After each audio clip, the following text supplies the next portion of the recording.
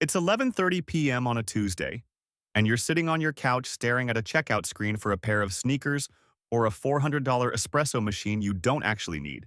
You've had a brutal day. Your boss was breathing down your neck, the commute was a nightmare, and you just want to feel something other than exhausted. So you whisper those two most dangerous words in the English language to yourself. Treat yourself. You click buy, you get that instant warm hit of dopamine, and for about 5 minutes, you feel like a king. But here's the thing, and I'm going to be blunt with you because I care about your future more than your feelings right now. That treat wasn't a reward. It was a heist. You just let your present self rob your future self at gunpoint. And the worst part is, you provided the weapon. We've been conditioned to believe that spending money is a form of self-care. But if your self-care involves making your future more stressful, it's not care, it's sabotage. Look, I get it. Your brain is literally wired to keep you broke.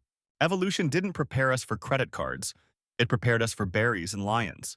When you see something you want, your ventral striatum, the brain's reward center, lights up like a Christmas tree, screaming for that immediate gratification. Meanwhile, your prefrontal cortex, the part of you that knows you have a mortgage and a retirement to fund, is shoved into a locker. Did you know that the average American spends roughly $1,500 a month on non-essentials?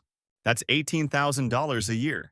If you took that treat yourself money and dropped it into a boring S&P 500 index fund starting at age 25, you'd be looking at over $5 million by the time you retire.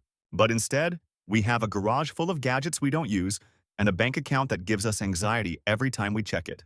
We are living in a dopamine economy where trillion-dollar companies hire literal neuroscientists to figure out how to bypass your logic and get straight to your wallet. They know that when you're tired, your willpower is depleted. That's why one-click buying exists. It's designed to happen faster than your guilt can catch up. Think of your financial life like a leaky bucket. Most people think the problem is that they aren't pouring enough water in. They need a raise, a side hustle, a promotion. But if you have a giant hole in the bottom labeled lifestyle creep, it doesn't matter how much water you pour in. The bucket will always be empty.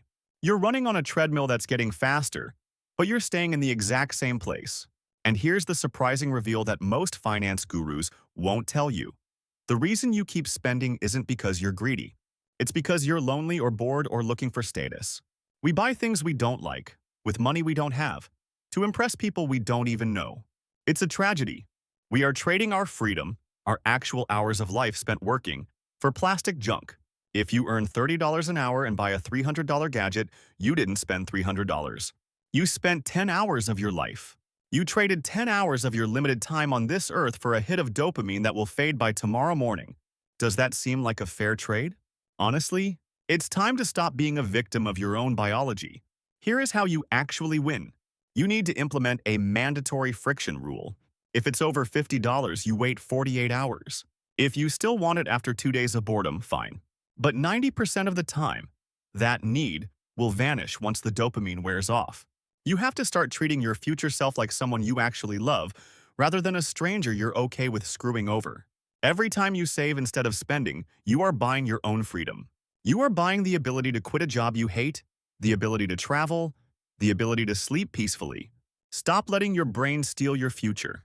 The next time you feel that itch to treat yourself after a hard day, go for a walk or talk to a friend. Do something that actually fills your cup without emptying your wallet. You are better than your impulses. You have the power to break the cycle, but you have to start today, not next paycheck. Your future self is waiting for you to decide that their life matters more than a temporary thrill. So, what's it going to be?